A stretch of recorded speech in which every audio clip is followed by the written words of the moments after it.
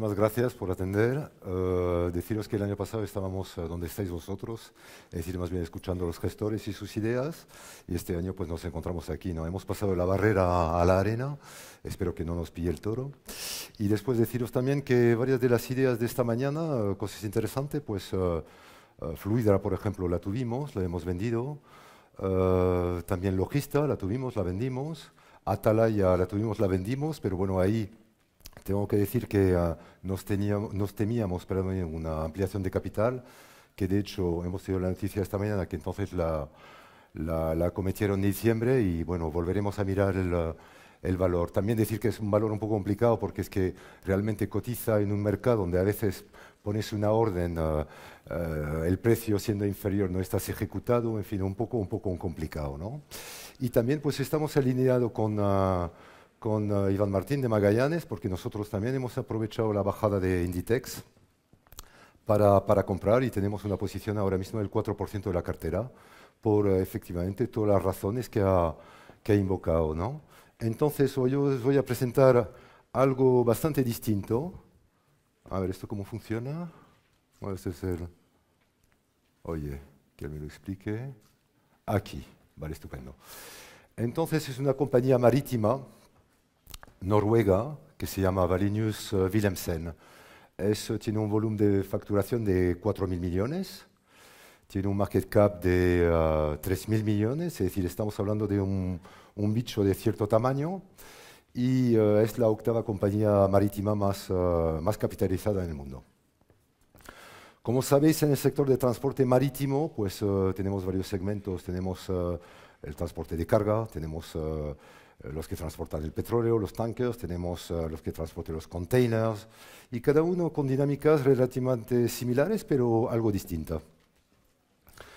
Vamos a ver un poquito más en detalle qué hace esta compañía. Bueno, primero hace, el nombre no es muy exciting, ¿no? Es Roro, es un poco como roroneando, ¿no? Pero nosotros la verdad nos gustan los valores un poco aburridos, así que perfecto. Es básicamente transporte de material rodante y es el líder mundial. Tenemos dos actividades. Una actividad de logística que pesa el 20%. Es una actividad muy interesante. A nosotros la logística nos encanta, primero. Ya veremos, volveremos un poquito más posteriormente sobre este segmento. Y después realmente el transporte, pues que hace básicamente 75% de automóvil.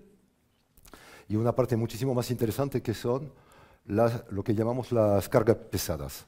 Entonces podemos observar... A ver, es del otro lado, ¿no? Bueno, no sé muy bien, pero en fin, ya estamos. Bueno, de hecho, una pequeña estacionalidad, ¿no? En cuanto a carga pesada, veis que en cada uno de los cuarto trimestre parece que baja un poquito. Es únicamente el hecho de que el volumen de coche que se transporta en el cuarto trimestre suele ser superior atendiendo un poco a los años siguientes. Entonces, seguimos. Esto es básicamente. Entonces, la logística... Es algo que pesa el 20% de la facturación, es decir, estamos hablando de 800 millones, y es un sector muy interesante, porque es un sector, primero, que está muy fragmentado. Son empresas normalmente locales, y para daros una idea, pues básicamente todas las compañías producen un EBITDA entre 3 y 5 millones de euros. Esta compañía, Wallenius, facturación, nada más que en la parte logística, 800 millones, y un EBITDA de 96, casi 100 millones. Aquí sí que el tamaño importa y aquí realmente Wallenius gana la partida. Entonces amplía realmente el número de servicios. Antes era nada más que estocaje, especie de aparcamiento, pero ahora mismo vemos que pues, hace todos los procesos de aduanas, hasta reparación. Y realmente con esto pues, ha conseguido una cierta mejoría en cuanto a margen del 10 al 12%. ¿Por qué este sector es interesante? La fragmentación hace que, bueno, para trabajar para todos estos clientes importantes es muy importante tener una red global. Ellos disponen de ella y es realmente un plus, ¿no? Después, entonces, el crecimiento esperado orgánico para la parte de logística es del orden del 5%. Y por el hecho de la fragmentación esperan un 5% adicional. Entonces, realmente, las perspectivas, además de la mejoría de margen, es de un crecimiento del orden del 10%. Vamos ahora por la parte de transporte, ¿Qué transportan? ¿Qué llamamos transporte de la carga pesada?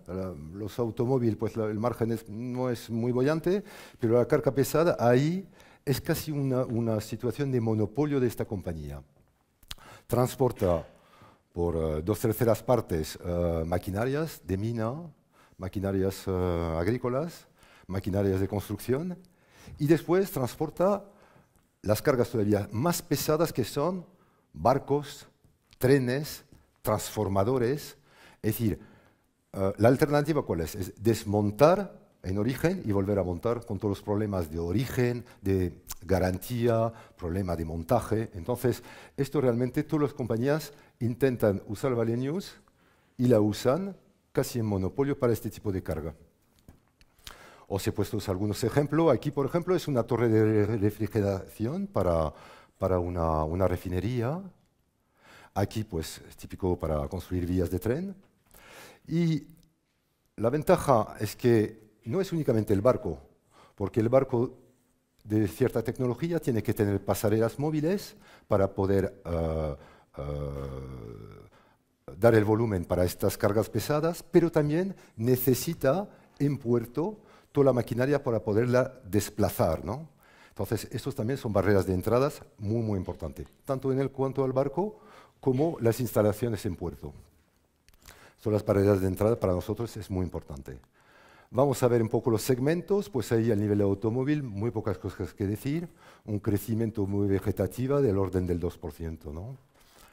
Aquí para maquinaria pesada, eso ya hablamos de temas macro, no de la compañía, pues vemos clarísimamente que hay un cierto repunte. No soy yo, ¿no? ¿Quién ha dejado el teléfono? Bueno, entonces un cierto repunte, pero todavía estamos muy, muy inferiores a los niveles que podemos considerar normales, obviamente un nivel máximo. Aquí también vemos que en cada una de las áreas, aquí se ve bastante mal, pero bueno, es Asia, Norteamérica, hay un cierto repunte, pero otra vez estamos, en cuanto a importación de materiales de mina, muy, muy inferior. Entonces afianza un poco la idea de crecimiento en cuanto a volumen. Bueno, esto pasó así. Aquí, un chart muy, muy interesante. Ya sabéis que las compañías mineras, básicamente, quedo en las minas, ¿no? De momento, las compañías mineras, pues, frente a los últimos años, pues han bajado muchísimo el CAPEX. Y entonces, pues, estamos en un grado de obsolescencia, pues, el mayor de los últimos 30 años. De hecho, obsolescencia es siempre una palabra que me cuesta mucho. Hay otra en español que me cuesta mucho, que son impuestos, pero para más bien de coste financiero, ¿no?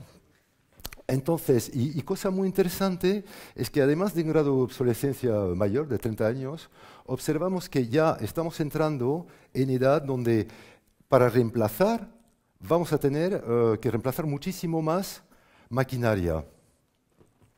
Aquí estuvo Parkersbeck, que hace este tipo de informes sobre la maquinaria de mina y veremos pues, clarísimamente que todavía ni hemos llegado al 75%, la media siendo un 100%. Bueno, aquí es una correlación, esto paso rápidamente.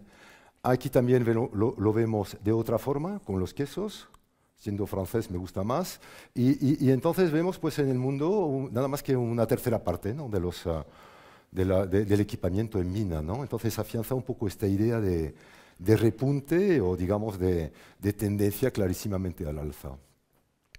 Pasamos sobre la construcción. La construcción, pues básicamente también estamos ya en todas las áreas en el mundo a nivel de crecimiento del 3% sostenido, que afianza también a la vez. Ya habéis visto los resultados de Caterpillar, las demandas, pues realmente así lo vemos. Entonces, todo parece indicar que realmente la carga pesada va a tener un buen desarrollo. Este año ya la compañía nos ha indicado que han subido la carga pesada en volumen un 15%, y esperan realmente para el año siguiente un 15% adicional, confirmando un poco todo lo que os comento, ¿no? Otra cosa muy interesante es que estos grandes Caterpillar, John Deere, lo que sea, ya contratan de antemano el volumen que van a necesitar de Wallenius. Entonces, ya vemos, pues en el año 2018 ya estamos en el 90%. Nos da también una gran seguridad, ¿no? Ya veremos, el tema de seguridad para nosotros es muy importante. 2019, pues ya el 75%. 2020 ya estamos en un 60%. Entonces hay un grado digamos, después de esta megatendencia que he comentado antes, pues realmente hay un nivel de garantía de uso del volumen de Valenius muy importante. Ahora bien, cuando hablamos de transporte marítimo, una cosa es el volumen y otra cosa, no sé si estáis familiarizados, es obviamente la tarifa. Es decir, básicamente, cuánto paga diario por el uso de este volumen o del barco en general. Y entonces, cuando empezamos a ver esta compañía hace 1 año y medio, nos decían que la flota, y esto se sabe únicamente mirando los pedidos que tienen cada una de las compañías, de los armadores, pues iba a crecer del orden de un 2%. Ya podéis observar que ya realmente, y veremos la explicación después, estamos más bien en el nivel del 1%. Esto ya es muy interesante de por sí, porque los otros segmentos están más bien en un crecimiento del orden de un 3%. Porque además es muy importante, porque finalmente con lo que hemos visto anteriormente de las tendencias, estaríamos en un aumento de la flota del 1% frente a una demanda global del orden del 3%. Cuando hablamos con la compañía, hace 1 año y medio, nos dijeron, oye, mira, vamos a ver, en el mundo hay un 10% de capacidad que no está utilizada. Ahora hemos tenido un conference call hace 3 semanas y ya nos dicen, no, ya se ha reducido, está en un 3-5%. Toda esta idea abundan en tanto la flota como la capacidad, con un cierto nivel de tensionamiento al nivel de la tarifa, ¿no? Ok. ¿Por qué eso? Básicamente, ¿por qué hemos pasado del 2 o del 2-3% en flota al 1%? Porque visiblemente el order book, los pedidos de barcos, pues han ido clarísimamente a la baja. ¿Y por qué han ido a la baja? Básicamente porque la tarifa ha bajado. ¿Qué ha pasado? Hemos consultado con muchos japoneses, a veces es difícil entender con ellos, pero no hacen más que sonreír, pero no se explican gran cosa.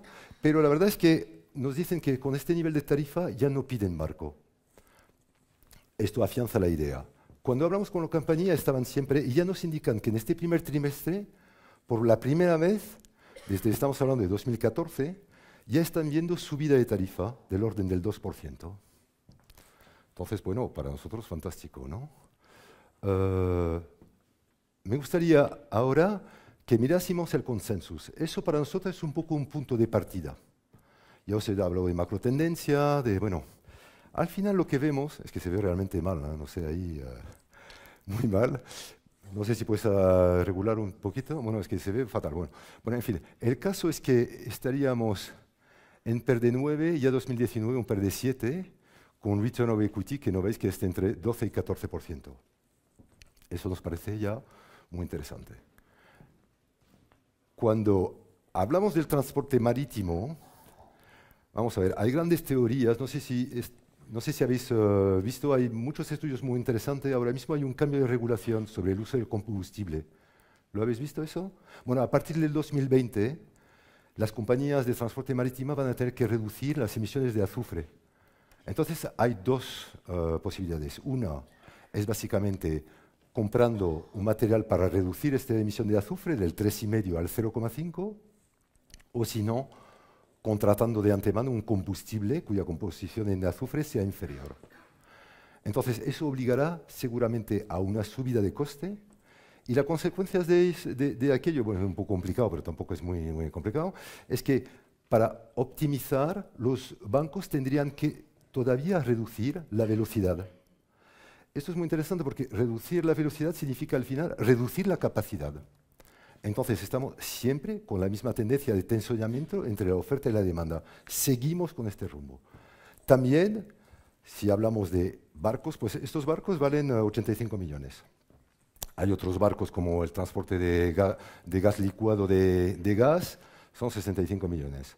De petróleo, perdón. De gas natural, sabéis que uno hay que enfriarlo a 65 grados, el otro a 250 grados, pues los otros barcos valen 200 millones, ¿no? Entonces, en base a, bueno, lo que uno ha pagado, pues a priori justifica una elevación, casi doblamiento en algunos sectores de la tarifa. Eso quiero dejar bien claro. Aquí nosotros ya veremos un poco qué vamos a hacer. Hay quiero incidir en una cosa muy interesante. Eso para nosotros es únicamente un punto de partida. Mi experiencia de 20 años de inversión, ¿cuál ha sido? Bueno, digo siempre, sé ganar dinero, pero voy a intentar no perderlo, ¿no? Intentando analizar el por qué he perdido, ¿no? Entonces, Lola, muy interesante, nos dijo, no, es que a veces los EPS cambian y, bueno, efectivamente, eso primer punto. Pero a veces hay shock en el mercado. Bueno, ya hemos visto las Torres Gemelas, hemos visto el 2008. Y entonces, para nosotros, yo siempre me pregunto, digo, si quiero calibrar mi pérdida potencial, es muy importante que me ponga a analizar no únicamente el pasado, sino disponer de un stress test, de ver realmente, no únicamente si no se da las hipótesis, pero si ocurre una catástrofe, ¿qué puedo perder? Y eso para mí es muy, muy importante. Entonces, aceptando este punto de partida, que parece muy interesante, nosotros y el 80% de nuestro tiempo está consagrado a calibrar la pérdida. Es decir, yo lo que busco es no perder. Entonces analizamos 10 años de la compañía, vemos qué ha pasado en 2008, y esta compañía, transporte marítimo, que cuidado con el transporte marítimo, pues básicamente ha tenido en estos 10 años, es decir, un ciclo bastante largo, un margen de explotación que ha oscilado entre el 7 y el 15%. Es decir, en ningún momento al nivel operativo han perdido pasta. Ostras, esto para mí se merece un plus. En 2008, si veo, el margen operativo ha bajado del 11 al 9%. Bien es cierto que la facturación bajó un 30%, pero, y el valor bajó, yo creo, un 70%. Pero yo lo que sé es que en cuanto a valoración, basado sobre este hecho, el crash o un evento inesperado en el mercado que escapa a mi control, ¿en qué se puede reducir? Pues básicamente en un 2%. Y esto para mí es un punto muy importante. Estoy pensando ahora mismo, no sé si habéis oído hablar de otra compañía que se llama Hapag-Lloyd, bueno, que es de container. Bueno, esta compañía en 10 años ha sido 3 años en pérdidas operativas y 6 años en bottom line, es decir, resultado neto negativo. Pues es que no hay color, ¿no? Entonces, muchísima gente, me hace muchísima gracia, dicen, no, es que yo analizo la calidad del equipo de management. Mi socio me dice, mira, analizo un business, si es bueno, me encanta. Y si el equipo gestor es malo, me encanta todavía más, ¿no? Bueno, a corto plazo esto es buen reflejo, pero es verdad que a medio plazo pues un mal equipo gestor básicamente pues destruye valor, ¿no? Entonces hay que analizarlo también, ¿no? Entonces nosotros, después de esta parte de retorno, realmente todo el esfuerzo está calibración de lo que puede suceder. Y después ponemos en correspondencia el retorno futuro con lo que hemos calculado de riesgo de la compañía. Y en eso yo creo que somos singulares. Es decir, no somos más listos, hacemos como los demás, miramos flujo de caja generadas, en cuanto invierten, la ROE marginal, nada. No somos ni más listos ni más tontos. Pero esto sí que creo que nadie lo hace. Es decir, todo el mundo, de hecho, en todas las presentaciones, ¿qué ha pasado? Todo el mundo ha intentado, pues realmente, y de forma justificada, y de hecho algunos valores lo teníamos nosotros. Es decir, le hemos tenido y los tenemos. Pero nadie hace cogemos, no sé si el telescopio o el microscopio, para realmente pues, ampliar un poco la vista y a ver qué ha pasado, ¿no? El pasado es muy interesante y muy importante como guía del riesgo. Entonces, básicamente es lo que hacemos. Entonces, para eso, nada más que un pequeño detalle, pues tenemos un equipo bastante pluridisciplinario. Tenemos a Beatriz Paredes, que tiene pues, una experiencia muy dilatada en cuanto a productos derivados, ETF, renta fija. Entonces, mira, de hecho es muy interesante. Es ella que trabajó sobre las financiaciones de los barcos. Para que veáis la percepción, porque es muy interesante a veces analizar el crédito. Estos barcos, al final, es realmente un negocio complicado. Cuando van a intentar financiar un barco, el banco le da nada más que el 50%. Es decir, es 50% equity, 50% deuda. Esto muestra la reticencia o, digamos, la percepción del riesgo por parte del banco. Y nosotros estamos alineados con ellos. Consideramos que cuidado, que es un sector donde hay que andar un poco con pie de plomo. También contamos con Walter Scher, que es pues MBA Harvard, ha sido profesor del IES, muy minucioso en cuanto a análisis, es brillantísimo, un pozo de sabiduría y realmente cuando analicemos muchísimo, pues obviamente cuenta resultado, balance, en fin, esto como los demás. Y ahora mismo tenemos con Juan Perea, que realmente nos ofrece, bueno, él es MBA de Columbia, pues, y con una experiencia dilatada a nivel empresarial, y justamente pensamos mucho también en elementos directivos, elementos de evaluación, de posicionamiento de las compañías, barreras de entradas que hemos mencionado antes. Y bueno, yo soy ingeniero matemático y ya podéis adivinar quién es el menos listo del grupo, ¿no? Que soy yo, ¿no? Y nada más. Y entonces, nada más deciros esto, volviendo nada más que a esto, entonces, ya termino. Bueno, nada más. Entonces, el pro forma de 2017 al final es una EBITDA de 400. Si realmente esto con las sinergias que nos han indicado la compañía, que abordaron una fusión el año pasado, pues básicamente el año 2018 se ha asegurado. Inicialmente nos hablaban de 100 millones de sinergia de costes, ni siquiera de ingresos. Y realmente ya lo ha ampliado a 120 frente a un proforma de 400. Estamos hablando de 30%. Y hablando con la compañía, pues nos dice rápidamente que el costo, el return of ROCE, pues puede estar en un 8%, que no es ninguna maravilla frente a los niveles actuales de 5,5. Entonces pensamos que en vez de 2019 estaríamos ahí en el año 2020, es decir, un PER de 7 con un return of equity del 14%. Y por eso os quería enseñar, es un sector problemático, pero donde yo creo que muestra bien un poco la forma que tenemos nosotros de invertir, que eso no únicamente ganar dinero, sino intentar controlar el riesgo. Y nada más deciros que hemos terminado, estamos de enhorabuena, llevamos 5 años gestionando, tenemos una rentabilidad anualizado del 17% y muy importante, con una beta media de 0,7. Y esto también es un reflejo de coger valores cuyo riesgo mercado sea inferior. Nada más, si tenéis algunas preguntas. Jean-Claude, sí. aquí. Muy bien, estupendo. También indicar que tenemos desde el principio una acción social. Eso también, desde que estuvimos ICAV, dedicamos una parte no únicamente de los beneficios, sino de los ingresos básicamente a asociaciones en el tema educativo en Madrid. Y ahora acabamos de financiar también la Fundación Tomillo y antes una asociación en el barrio de Usera. Bueno, para eso es muy importante. Yo creo que al final es lo más importante, ¿no? Porque al final las cosas o se le dan sentido o no tienen sentido, ¿no? Sí, pues hablar con la redundancia. Pues Jean-Claude, varias preguntas que han ido surgiendo aquí. Sí.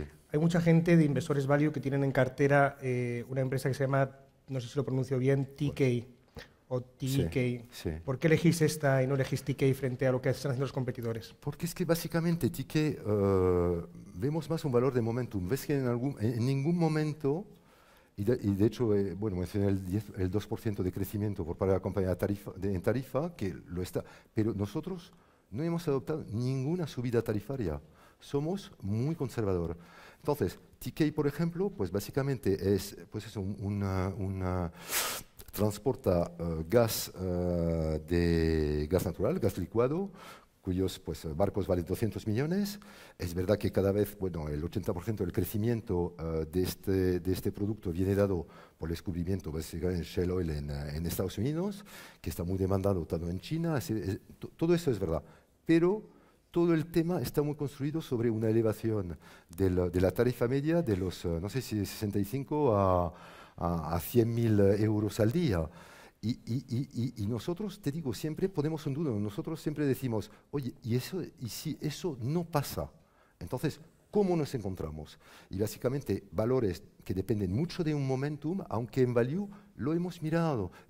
Llevamos 2 años mirando todos los sectores. Y es verdad que TK, nada más que aceptando su reparto entre equity y que está en full value a 0,9, lo pones en 1,1 con un nivel aceptable de tarifa, pues el equity realmente te puede subir un 50%. Pero nosotros no ganamos no jugamos a ganar dinero, ¿sabes? Jugamos a ganar dinero, algo interesante, si no, ni lo miraríamos, pero sobre todo a minorar el riesgo y no construir todo sobre una mejoría del mercado, ¿sabes? Fenomenal. Hay otra pregunta interesante. ¿Habéis metido el tema de un riesgo de guerra comercial en la ecuación o creéis que el equilibrio de demanda y oferta, la posible caída de demanda la cubre la falta de flota? Mira, vamos a ver una cosa. Nosotros, sinceramente, pensamos que la obsesión de Trump no es hacer una guerra comercial. Bueno, no entres en las obsesiones de Trump, que podemos entrar en un sitio un poco peligroso. No te preocupes, no, yo creo que sea peligrosa, ¿no? No, pero yo creo que básicamente él busca defender a Estados Unidos. Entonces, las compensaciones en cuanto a transferencias tecnológicas, esto yo creo que son puntos para él muy, muy importantes. Entonces, yo creo que una guerra comercial no beneficia a nadie. Ahora bien, nosotros, ya te he dicho, tenemos un stress test real, que es 2008, que es la mayor de las crisis de los últimos 100 años. Pues básicamente esta compañía, como otras compañías, por ejemplo CIE o Gestamp, pues básicamente el nivel operativo no han variado casi nada. Esto para nosotros es una gran seguridad y es justamente lo que te cuento, es intentar enfocar no únicamente sobre la ganancia, pero sobre todo sobre la pérdida potencial. ¿Y sabes por qué? Básicamente porque es que tanto Beatriz como yo tenemos la integralidad de nuestro patrimonio financiero dentro del fondo. Y para Juan y para Walter es una parte sustancial. Entonces, esto te hace a mirar no con 8, pero con 16 ojos, claro, ¿sabes? Para intentar no perder, ¿no? ¿Qué otros valores tenéis en cartera? Preguntan por aquí, de hecho es la pregunta más votada. Bueno, por ejemplo, valores que nos encanta, pues te digo, Essilor nos encanta. Valeo nos encanta, es decir, tenemos grandes valores que nos parecen muy interesantes, ¿sabes? A medio y largo plazo, y donde justamente el riesgo y el histórico, no únicamente el riesgo de lo que puedes pensar, sino que realmente muestra un histórico de estabilidad, que para nosotros es muy importante, porque, ¿sabes? Yo soy matemático, dentro de los modelos le puedes decir lo que quieras, pero lo importante es controlar el grado de error que tienes en cuanto a estimación.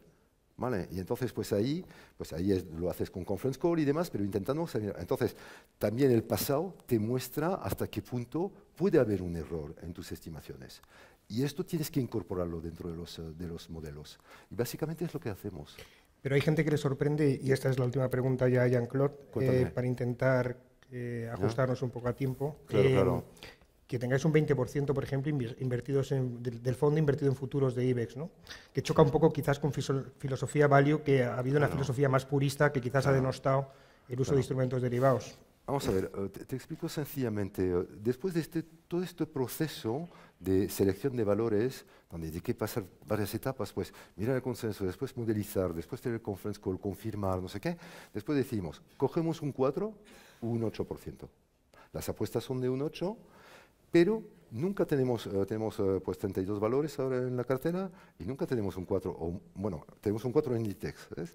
Pero por ejemplo, en muchos, donde queremos tener un 8, tenemos un 6, porque ahí intentamos ser un poquito oportunista y aprovechar la volatilidad para realmente, es un poco lo de siempre, si estamos un poco, yo digo siempre un poco el lado femenino, es decir, si hay periodo de saldos, pues compro más, ¿sabes? No me compro 2 bolsos, pero compro un poquito más de valor. Entonces, baja, pues compro un poquito más. Y para hacer esto, tienes que tener cash.